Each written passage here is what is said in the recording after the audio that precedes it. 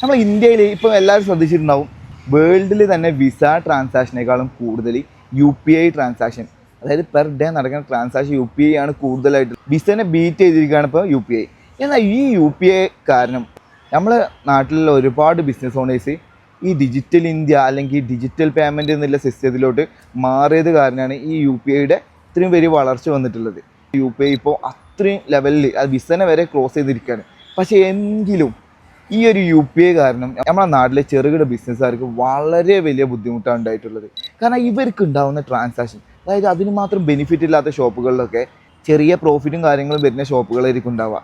എന്നാൽ അതിലുള്ള transactions UPI ആയത് കാരണം full 40 lakh limit, turn over limit beat ചെയ്യണം എല്ലാവരും. അപ്പോൾ എന്നാലും ഇവർക്ക് GST അടക്കാൻ മാത്രമല്ല വരുമാന കാര്യങ്ങളൊന്നും വരുന്നില്ല. ഇങ്ങനെയുള്ള ഒരുപാട് പ്രശ്നങ്ങൾ UPI കാരണം വന്നിട്ടുണ്ട്. ഇതിന് അഗെയിൻസ്റ്റ് ആയിട്ട് കർണാടകയിൽ ഇപ്പോൾ ഒരു UPI ബാൻ വന്നിട്ടുണ്ട്. അത് UPI ബാൻ എന്നല്ല, UPIയിൽ പേയ്മെൻറ്റ് വേണ്ട, ഞങ്ങൾക്ക് ക്യാഷ് മാത്രം മതി എന്ന് പറയുന്ന ഒരു സിസ്റ്റത്തിലോട്ട്. അപ്പോൾ ഡിജിറ്റൽ ഇന്ത്യയെ സപ്പോർട്ട് ചെയ്ത വ്യാപാരികൾക്ക് ഇപ്പം നല്ലൊരു പണിയാണ് കിട്ടിയിട്ടുള്ളത്. UPIയുടെ കയ്യിൽ നിന്നും ഇവരുടെ ട്രാൻസാക്ഷൻ എത്ര നടന്നിട്ടുണ്ടെന്ന് കാണാൻ പറ്റും. അതുപോലെ ബാങ്കിൻ്റെ അടുത്ത് നിന്ന് ഇപ്പോൾ ഡീറ്റെയിൽസ് കിട്ടും.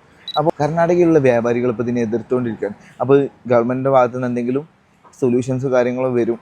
കാരണം ചിലപ്പോൾ ടേൺ ഓവർ ലിമിറ്റ് കൂട്ടാനോ അല്ലെങ്കിൽ ചില പ്രത്യേക കടകൾക്ക് ഡിസ്കൗണ്ടോ കാര്യങ്ങളോ കൊടുക്കാനോ ചാൻസ് ഉണ്ട്. സോ നിങ്ങൾ ശ്രദ്ധിക്കുക, നമ്മൾ ബാങ്ക് കൂടെയുള്ള ട്രാൻസാക്ഷൻസ് അല്ലെങ്കിൽ UPI വരുന്ന ട്രാൻസാക്ഷൻസ് 40 lakh എബോവ് അഥവാ നിങ്ങൾ എങ്ങനെ കണക്കൂല, പെർ ഡേ എനിക്ക് 12,000 രൂപേൻ്റെ മുകളിൽ UPI വഴി എമൗണ്ട് വരുന്നുണ്ടോ എങ്കിൽ നമ്മളെന്താണ് GST എടുക്കാൻ ബാധ്യസ്ഥരാണ്.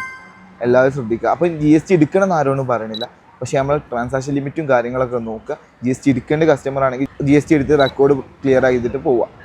കൂടുതൽ എന്തെങ്കിലും നിങ്ങൾക്ക് അറിയണമെങ്കിൽ താഴെ കാണുന്ന നമ്പറിൽ നിങ്ങൾക്ക് കോൺടാക്ട് ചെയ്യാവുന്നതാണ്. നിങ്ങൾക്ക് ഇതുപോലെ എന്തെങ്കിലും നോട്ടീസോ കാര്യങ്ങളോ വന്നിട്ടുണ്ടെന്നുണ്ടെങ്കിൽ നമുക്ക് അയച്ചു തന്നാൽ നമുക്കത് സോൾവ് ചെയ്യാൻ നമ്മൾ നിങ്ങളെ സഹായിക്കുന്നതായിരിക്കും.